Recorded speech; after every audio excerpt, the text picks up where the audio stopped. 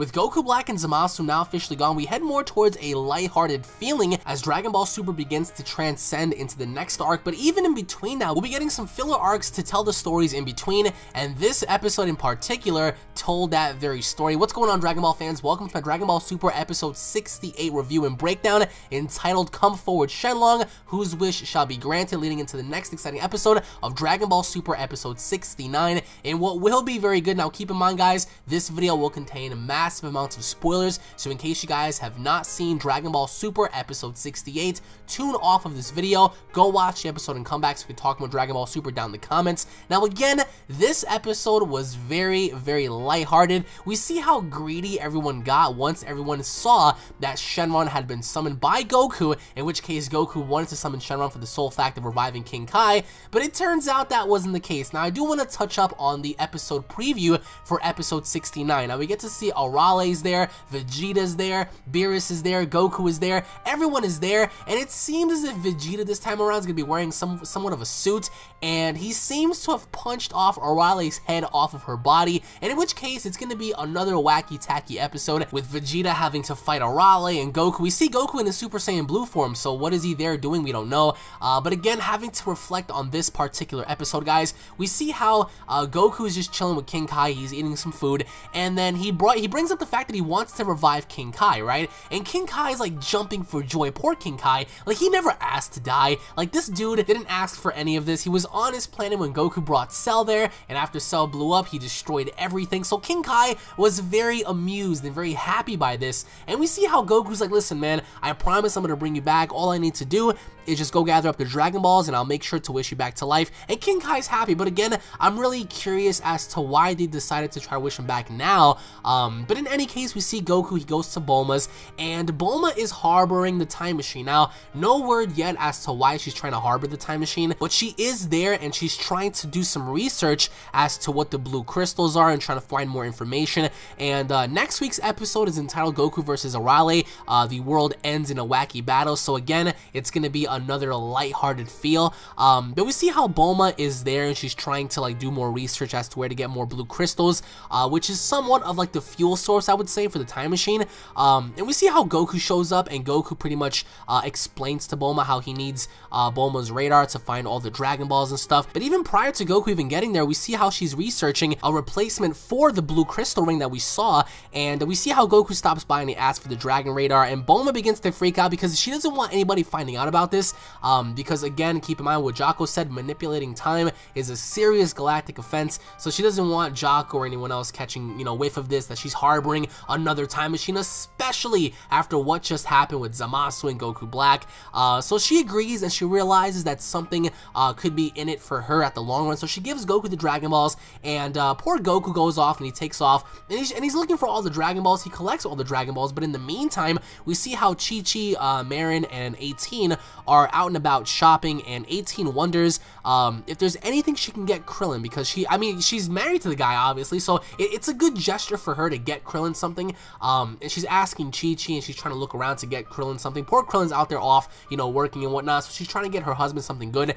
In the meantime, we see how Beerus and Whis stop by Capsule Corporation for food, and Bulma begins to freak out because once again, she doesn't want anyone finding out about the time machine or about the blue crystals, so she takes Beerus and Whis to a restaurant, and they're eating crabs, and Beerus being Beerus, he's playing with his food, and we see how, you know, she's trying to keep Beerus in the dark with the time machine and stuff, and we see how Bulma is trying to make light of all this, but as soon as Goku wishes and he tries to get Shenron to grant him his wish, the sky, you know, begins to turn dark, and the last time we technically saw Shenron, I believe, was when they resurrected Frieza, so everyone sees that the sky is getting dark, and everyone sees the dragon, and everyone rushes to see who summoned the dragon and what's going on, and once they see Goku, you know, trying to make his wish, everyone just seems to hawk Goku's face. Everyone's like, no, give me the wish, give me the wish. 18 wants to wish for something to get to Krillin, and Master Roshi being a perv, he's trying to wish for hot babes and lots of naked girls, and we see how Goten and Trunks get there, and they don't even know why they're there. I mean, they don't even know what they're gonna wish for. They just want to see if making a wish would even work. So we see Pilaf. I think Pilaf was definitely one of the MVPs here because at first glance he was knocked out and knocked into the building by Goten and Trunks after he tried to make his wish. He was running towards Shenron until they knocked him into the building. Then we see Mai and Shu attempt to pull him out of the rubble, and then they actually fling him like an extra 15 feet across the ground, and then we see him get run over by Bulma as soon as Bulma finds out that Shenron has been summoned. So, you know, poor Pilaf, he had no chance. This dude had zero chance of getting any one of his wishes granted. So, you know, eventually enough, we see Beerus and Whis get there, and Goku's trying to ask everyone and tell everyone that he promised King Kai that he was going to make the wish, and King Kai's on standby. King Kai is like as happy as like anyone could ever be, but ultimately his wish of being revived becomes, you know, something of the past, because later on we see how Shenron begins to get very impatient, and we see Gohan arrive with Pan, and Gohan wants, you know, the dragon to grant him his wish because Pan is very sick, and the Earth medicine can't really do nothing for Saiyans, which is really weird because she's not just a full-blooded Saiyan, she's a hybrid, she's a half human, half Saiyan. So, I mean, how earthly medicine doesn't apply to Pan is beyond me, but he wishes for, you know, the dragon to grant him his wish and making Pan feel better. And Pan is another MVP. Like, she is the cutest thing, I think, in Dragon Ball, period. She is the cutest little thing, because after she was done being healed and after she got better, she leaped out of the blanket, she was all happy and stuff, and we see how cute she was, and she fell into Gohan's arms, and once Gohan left, like, that was that, like, it was over and done with. So we see how Goku and everyone is trying to, like, figure out what's going on, and Shenron begins to get very impatient, and then we get to see how Bulma pretty much threatens Shenron that Beerus is around, and we all know how that went down, and he begins to get really, really scared. And then towards the very end, we see how Beerus shows up.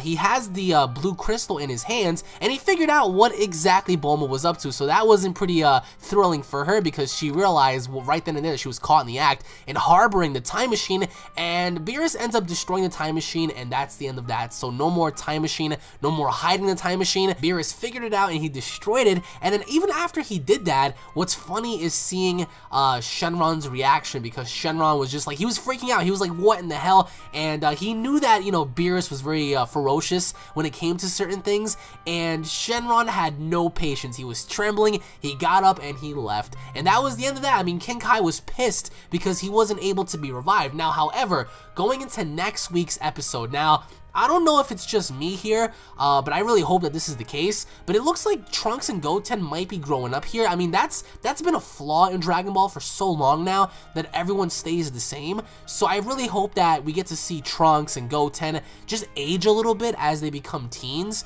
but we get to see Vegeta in a suit, and we get to see Vegeta battling Arale. We see how Goku's cocking his Kamehameha wave, so we don't really know what's going on. Obviously enough, it's going to be a wacky battle between Goku and Arale. That's why the episode title is Goku versus Arale. So in case you guys are not familiar with Arale, go read the Dr. Slump stuff, and you'll find out more about her.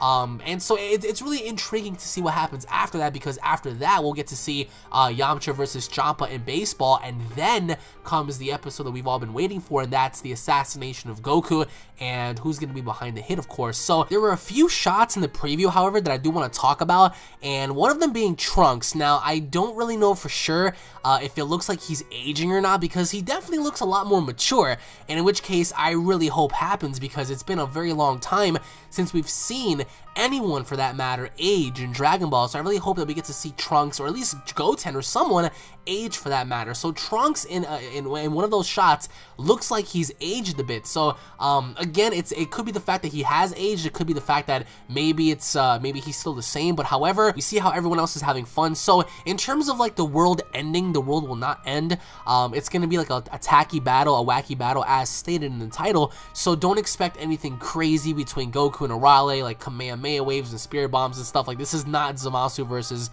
Trunks or anything like that. So but this is going to be at risk, because we see Arale there. We haven't seen Arale in such a long time.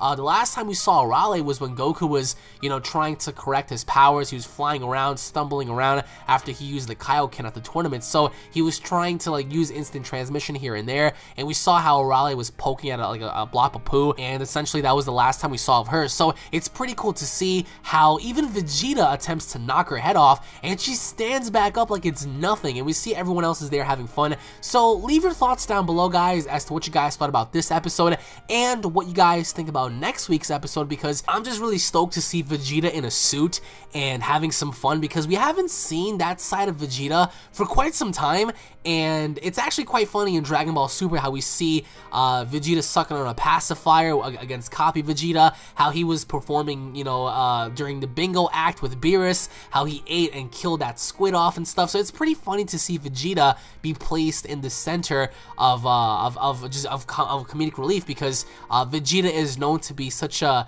rugged and badass character, and seeing him involved in some comedy stuff is always good to see. But leave your thoughts down below, guys, as to what you guys expect out of Arale and the future episodes with Champa and even Hit. Comment down below, guys. Thank you guys for watching. As always, if you guys are fans, don't forget to subscribe for more Dragon Ball content. If you guys enjoyed the episode, don't forget to punch that like button in the face. Leave your thoughts down below. Tune in for more, and I'll be seeing you all in the next video. Take it easy, everybody. Peace.